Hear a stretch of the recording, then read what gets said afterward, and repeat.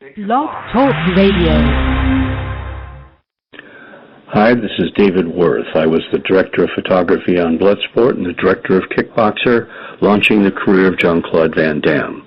You're listening to Justin Ray Harvey. Hi, my name is Colleen Hendry, the Senior Product Manager for Dragon at Nuance Communications, and you're listening to one of our favorite Dragon customers, Justin Ray Harvey. Enjoy. Hi, this is Lola Reiser from The Early Show with Rick and Lola on 103 CIR, and you're listening to Justin Ray Harvey on J-Ray Radio. Hey, if you want to stay up on sports, if you want to stay up on what's going on, you got to listen to J-Ray Radio. This is Black Hawk Walters, the four-time world kickboxing champion. Hey, this is Black Hawk Walters, the four-time world kickboxing champion. Listen, I want you to listen to my hero, Justin Ray Harvey.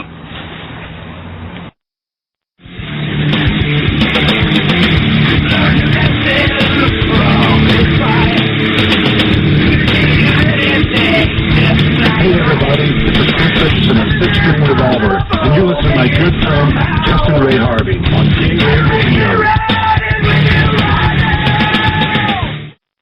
This is Gordon Rikusa, author of Shidoshi, The Four Ways of the Corpse, and The Five Principles of Everything.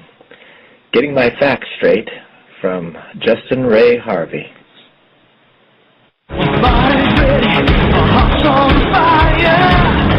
This is Stan Bush. I sing Fight to Survive in the movie Bloodsport. You're listening to Justin Ray Harvey. A fight to survive!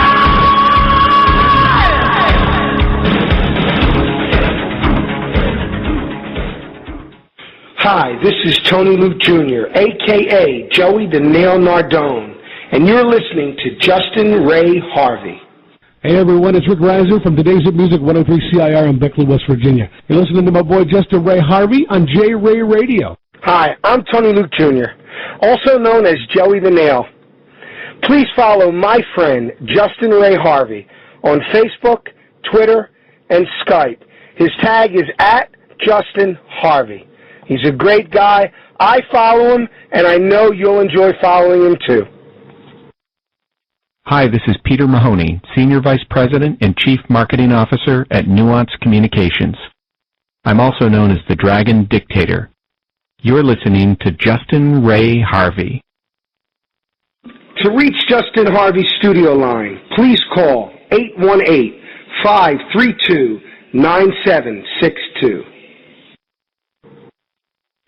Hi, this is Raven Kane, the co-founder of Pain, Progressive Action, Immediate Neutralization, and the singer-songwriter for the new record called Six String Revolver.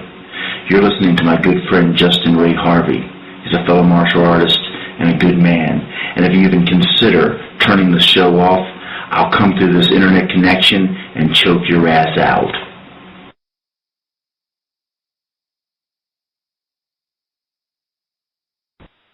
And we are live on J-Ray Radio. I am your host, Justin Ray Harvey, and tonight we are going to talk professional wrestling.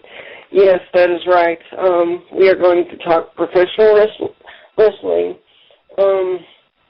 I wanted to tell you guys that I grew up watching Bret and Owen Hart wrestle in the WWF. And tonight's guest, who I am still waiting for their arrival, I'm waiting for the legendary wrestler, brother of Bret and Owen Hart, Bruce-Hart. So while we wait, I will talk a little bit about what I liked about Bret Hart. As far as Bret goes, I like the fact that it seems like he was always there for his fans, and I really, I loved his intro where he would, come to the ring, and then he would walk to a little kid in the crowd and give them a pair of sunglasses.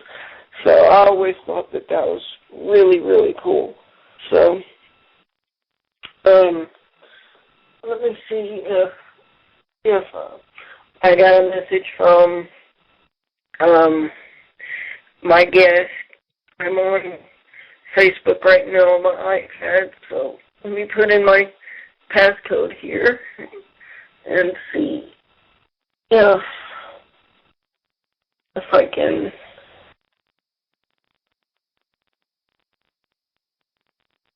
I've got a response, and I'm going to respond back. Sorry, ladies and gentlemen. Okay, I responded, and let's see.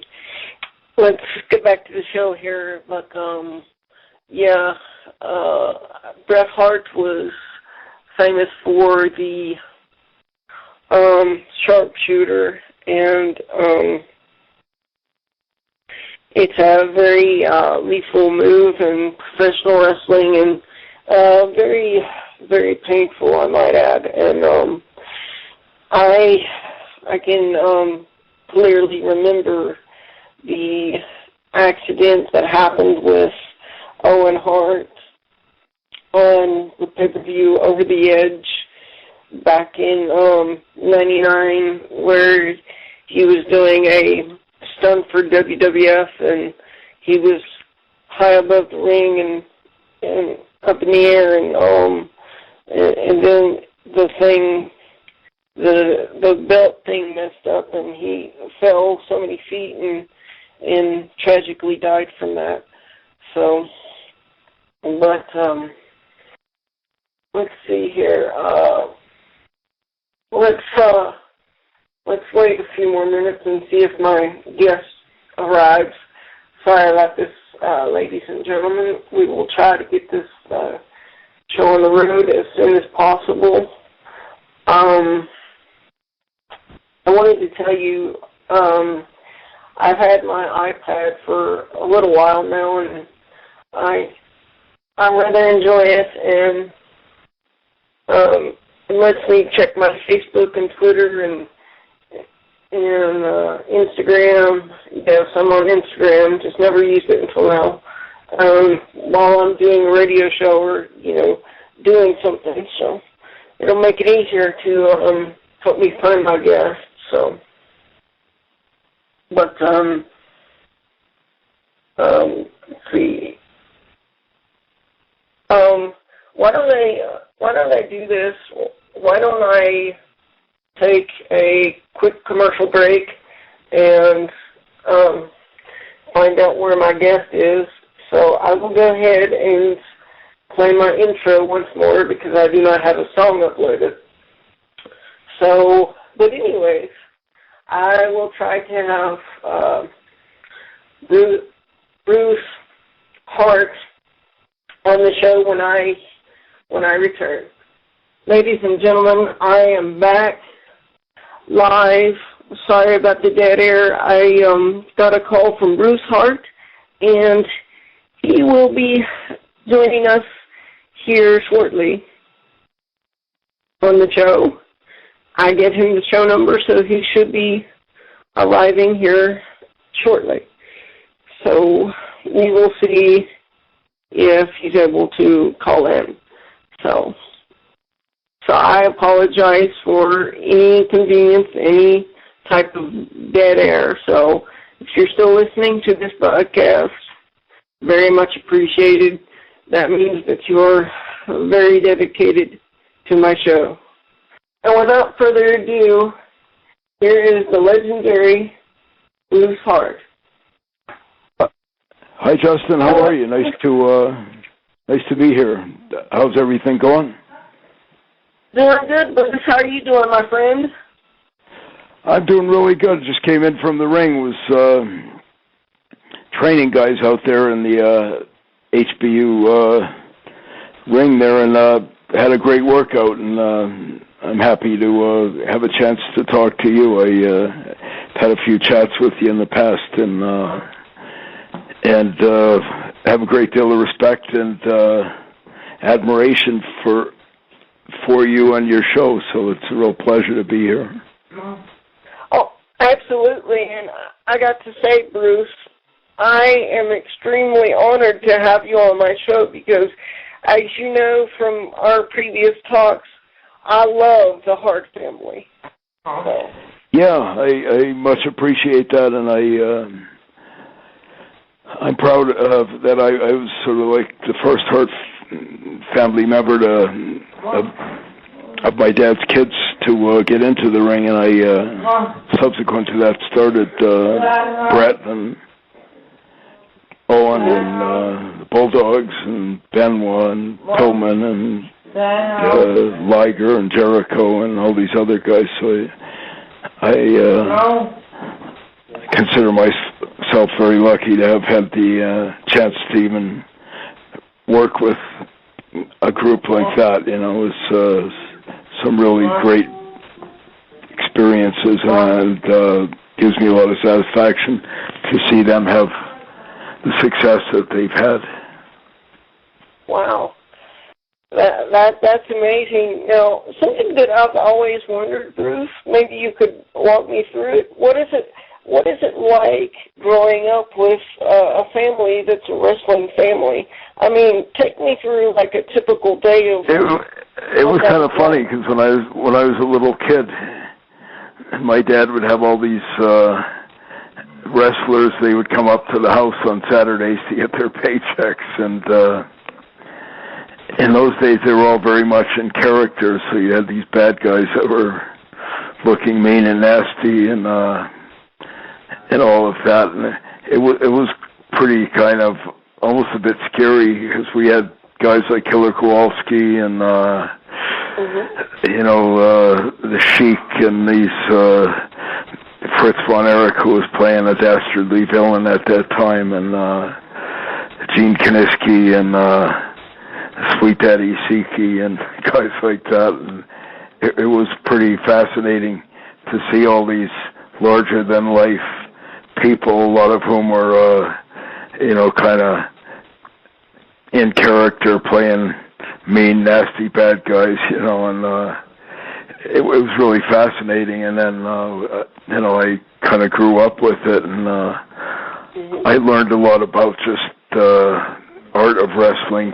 We were down there at the shows every week. My dad used to have shows every Friday in Calgary, and he used to go down there, and every night it was kind of a big adventure. The guys going through all their matches and playing their roles, and crowd going nuts and all like that. So it was really a fascinating,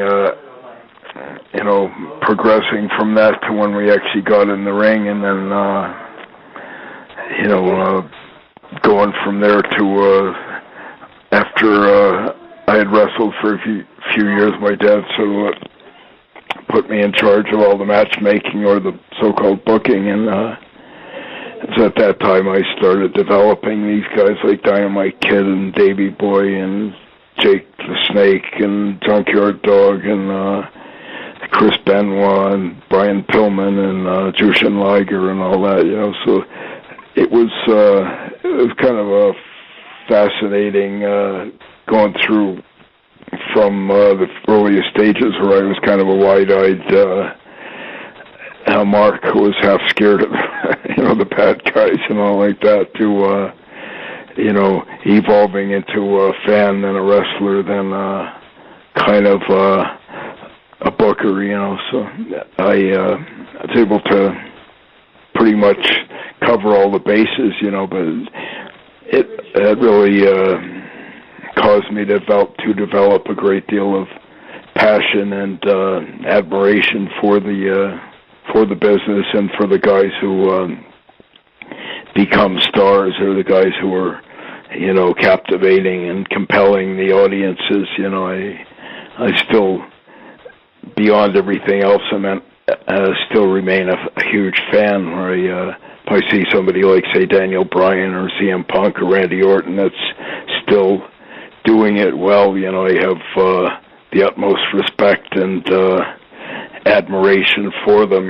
Like, wow, he's an embodiment of the guys that were stars back in my day, you know, and there was more of them back in the day, I'd have to say, just because there was so many promotions and, you know, that many more wrestlers. So, but I still, beyond everything else, remain a huge fan. So when I see a Daniel Bryan or CM Punk or Randy or Triple H or some of those guys, you know, getting the people going and getting their blood boiling or getting their emotions, you know, going, you know, I'm like, wow, you know,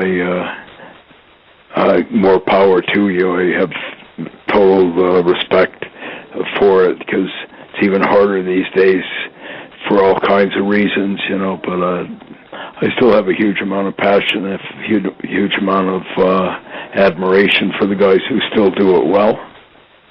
Mhm.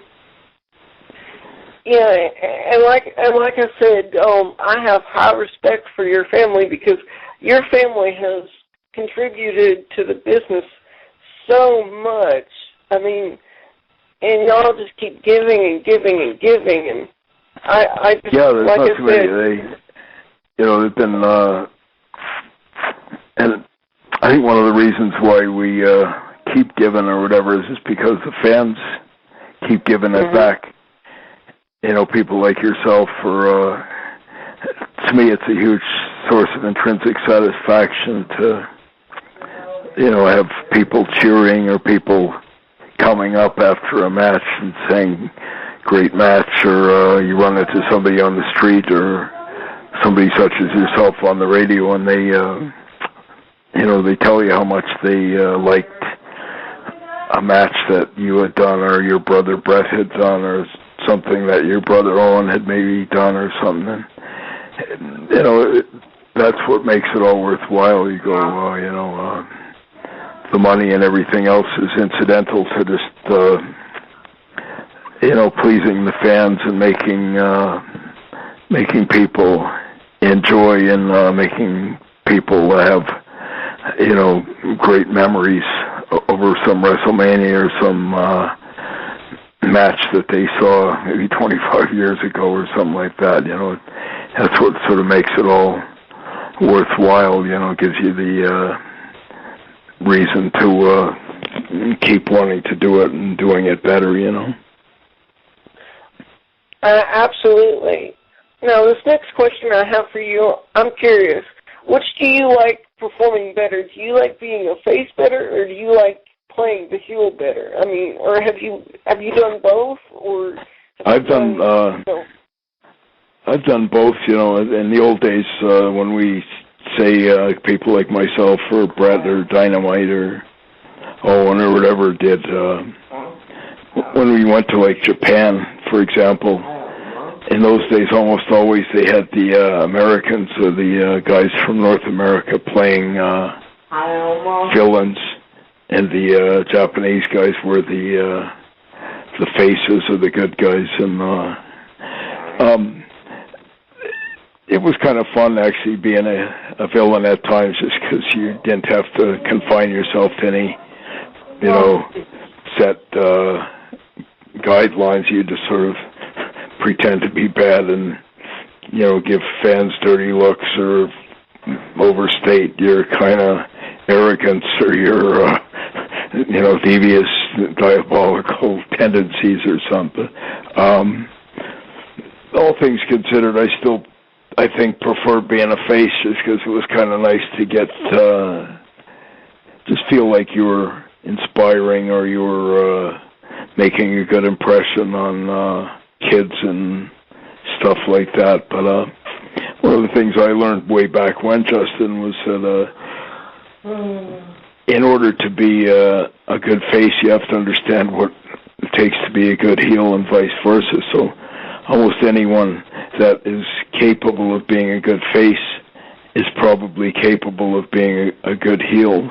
And case in point, you see a guy like Daniel Bryan, or you see a guy like CM Punk, or see a guy like Randy Orton, or my brother Brett, or, you know, those guys were all at one time or another a heel, or they were all also a face. You know, they even Hulk Hogan was, you know, huge face but later on he became Hollywood Hogan in the NWO, and Randy Savage was a face, and then he was a heel, and then became a face. Or Triple H has been a face and a heel, and I'd say some guys are better at one than the other, or they got over more. Like I think Triple H, for example, I think he's capable of getting over more as a heel and a face, and conversely, I'd say Daniel Bryan, even though he was not a bad heel when he was doing the thing with Kane, and I think he's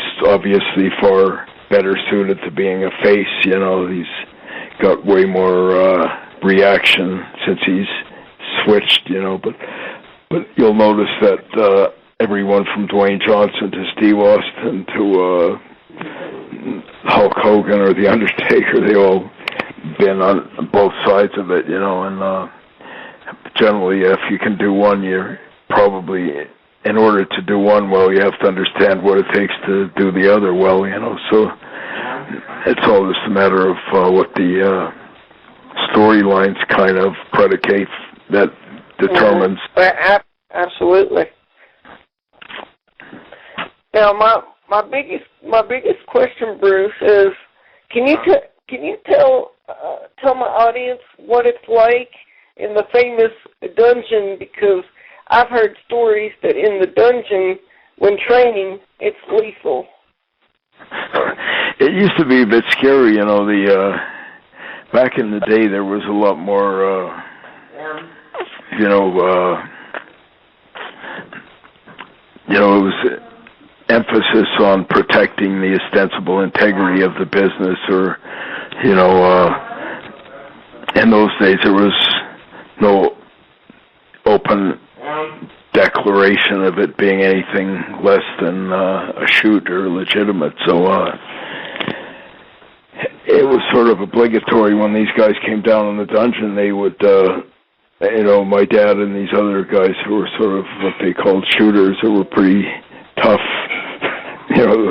submission, UFC type, and they would put these guys through pretty intense physical regimen, which entailed getting,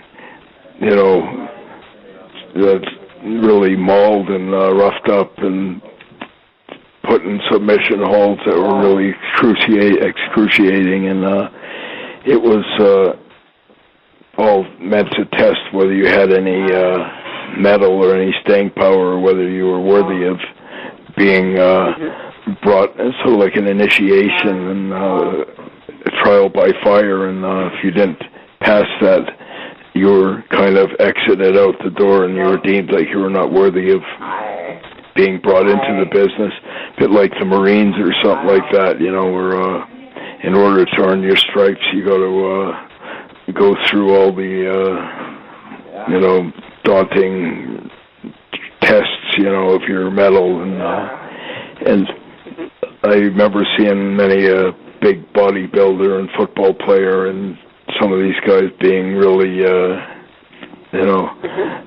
tortured and put through some pretty extreme, tests to see if they were fit to be brought into the wrestling fraternity. And so it's, I think in a lot of ways it would probably be still beneficial for that type of thing to be still happening today, but I don't see it as much, and quite often I don't like to be critical of some of the things, but I've seen some of these NXT and some of the that type of thing, and for me a lot of it's just a waste of time, the stuff that they're teaching. I think you need to be a lot more focused on. When I teach guys, I try to immediately size up their strengths and weaknesses, if they're better at, doing power stuff, or they're doing fast acrobatic stuff, or they're better at playing a villain or a good guy, and you quickly size them up. It's like sort of a football team, and you bring all these guys out there, and you determine whether one guy's better to be a quarterback, or one guy's better to be a tackle, or another guy's better suited to be a running back or a defensive back or a tight end or a kicker or whatever. And wrestling's a bit like that. You have to kind of size up each guy as a commodity, so to speak, and figure out what is the best way you're going to market that commodity. And, just like I was saying before with Daniel Bryan, in retrospect, he wasn't really that well suited to being a villain, given his size and his style. But they finally opened their eyes or saw the light and switched him to a face. And now he's a huge, hero, so that's a big part of it is, sizing a guy up. And some guy, based on his size and his shape and his personality, like, say, an Abdullah the Butcher or something like that's better suited to be a villain. And another guy like a Daniel Bryan or a John Morrison or a Cody Rhodes might be far better suited to being a face, So I think quite often I've seen WWE miss the boat on some guys, and miscast them, and not use them.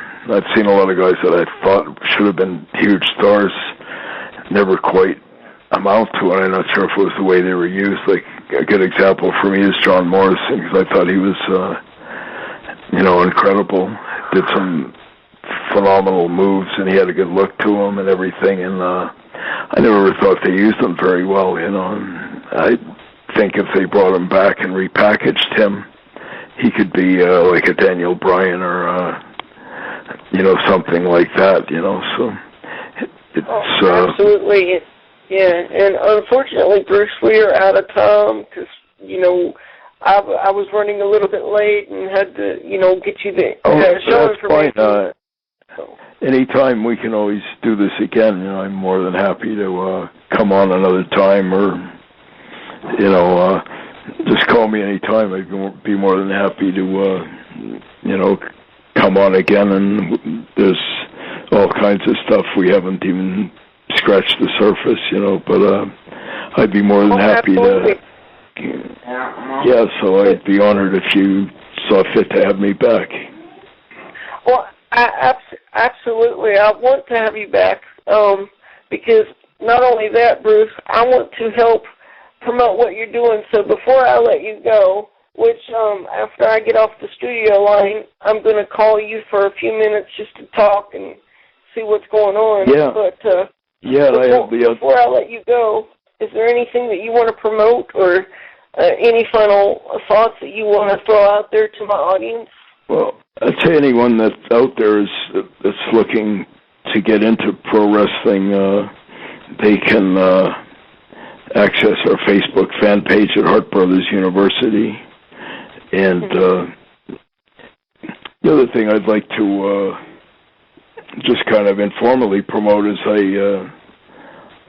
I have the utmost respect for people like yourself, Justin, that have overcome adversity in the form of cerebral palsy, and I've got a son myself who's CP, and I have the highest respect and empathy and admiration for you guys overcoming. You guys are to me bigger heroes than Daniel Bryan. You guys just in your everyday lives show an incredible amount of courage and guts, and so I spend a lot of my time working with that, but I just like to take my hat off and give you props for just having the courage and the intestinal fortitude to overcome things that a lot of ordinary people take for granted. So good on you for having your own radio show, and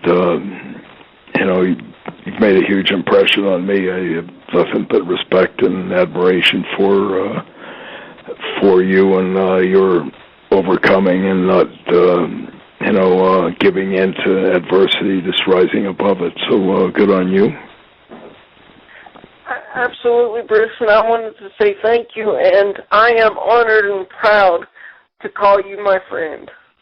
I am honored that you consider me a friend, and I certainly reciprocate, say the same thing. You know, I could hear my son in the background saying, yes, Rhett, he got nothing but big smile on his face, and you know, he's happy to consider you a friend by association too. So that is wonderful. And what I'm going to do, Bruce, I'm going to end the show now, but I am going to give you a call back just for a few minutes, just to see how you're doing and to catch up a little bit, and then I will let you go because I know you're probably busy this evening. So, but I wanted to make sure and give you a call back and talk to you privately about some stuff. So, but that sounds good, Justin. I'll look forward to it and give my very best to all the fans down in your neck of the woods. I hope they enjoyed the show and you know, rock on. Absolutely, and everybody, that was Bruce Hart, and I will be speaking to you in a moment, Bruce. Thanks, Justin. I'll look forward to it, and all the best. Thank you, my friend. Take care, and talk to you soon. And that was Bruce Hart, ladies and gentlemen. I got to end the show before the time runs out on me. This was a great episode. I will definitely have Bruce Hart back on another show at another time, sometime in 2013. So without further ado, show some respect. And it's a done deal, folks.